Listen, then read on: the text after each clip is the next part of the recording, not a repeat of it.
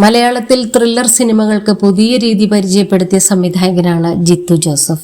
ആദ്യ ചിത്രമായ ഡിറ്റക്റ്റീവ് മികച്ച ത്രില്ലറായിരുന്നെങ്കിലും പ്രതീക്ഷിച്ച വിജയം നേടിയില്ല. എന്നാൽ മോഹൻലാലിനെ നായകനാക്കി ജിത്തു സംവിധാനം ചെയ്ത ദൃശ്യം ഭാഷാ അതിർത്തികൾ കടന്ന് വൻ വിജയമായി മാറി. ചൈനീസ് അടക്കം 7 ഭാഷകളിൽ റീമേക്ക് ചെയ്യപ്പെട്ട ഒരേയൊരു മലയാള സിനിമ കൂടിയാണ് ദൃശ്യം. ചിത്രത്തിന്റെ തമിഴ് റീമേക്ക് സംവിധാനം ചെയ്തത് ജിത്തുവായിരുന്നു. കമൽഹാസൻ നായകനായ പാപനാശം വൻ വിജയമായി. മോഹൻലാൽ ചെയ്ത ജോർജ് കുട്ടിയെ തമിഴിൽ കമൽഹാസനെ വെച്ച് ചെയ്തപ്പോഴുള്ള അനുഭവം പങ്കുവയ്ക്കുകയാണ് ജിത്തു ജോസഫ്. മറ്റ് സംവിധായകരുടെ കൂടെ ജോലി ചെയ്യുമ്പോൾ കമൽഹാസൻ സംവിധാനത്തിൽ കൈയടത്താറുണ്ടെന്ന് തനിക്ക് പലരും വാണിംഗ് തന്നിരുന്നുവെന്ന് ജിത്തു ജോസഫ് പറഞ്ഞു.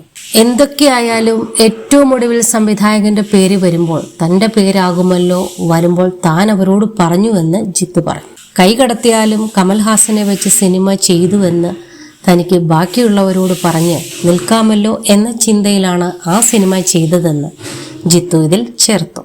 എന്നാൽ അവർ പറഞ്ഞതുപോലെ സംഭവിച്ചില്ല. ജിത്തു പറഞ്ഞു. റെഡ് FM മലയാളത്തിനോട് സംസാരിക്കുകയായിരുന്നു അദ്ദേഹം. ദൃശ്യം തമിഴിൽ കമൽഹാസനെ വെച്ച് ഞാൻ ചെയ്യുന്നുവെന്ന് ഉറപ്പിച്ചപ്പോൾ പലരും എന്നെ ഉപദേശിച്ചു. കമൽഹാസൻ പലപ്പോഴും സംവിധാനത്തിൽ ഇടപെടും. നമ്മൾ വിചാരിച്ചതുപോലെ സിനിമ ചെയ്യാൻ പറ്റില്ല എന്നാണ് അവർ പറഞ്ഞത്. എത്രയൊക്കെ കൈയടത്തിയാലും അവസാനം സംവിധായകന്റെ പേരിന്റെ സ്ഥാനത്ത് നമ്മുടെ പേരായിരിക്കുമല്ലോ എന്ന് ഞാൻ അവരോട് തിരിച്ചു പറഞ്ഞു. എന്നെ സംബന്ധിച്ച് കമൽ സാറിനെ വെച്ചൊരു സിനിമ ചെയ്യുന്നു എന്നത് മാത്രമേ ഉണ്ടായിരുന്നുള്ളൂ. ഇനി ആ പടം മുഴുവൻ കമൽ സാർ ഡയറക്റ്റ് ചെയ്താലും എനിക്ക് കുഴപ്പമില്ല. പക്ഷെ അധികം കൈയടത്തിൽ നടത്തിയിട്ടില്ല.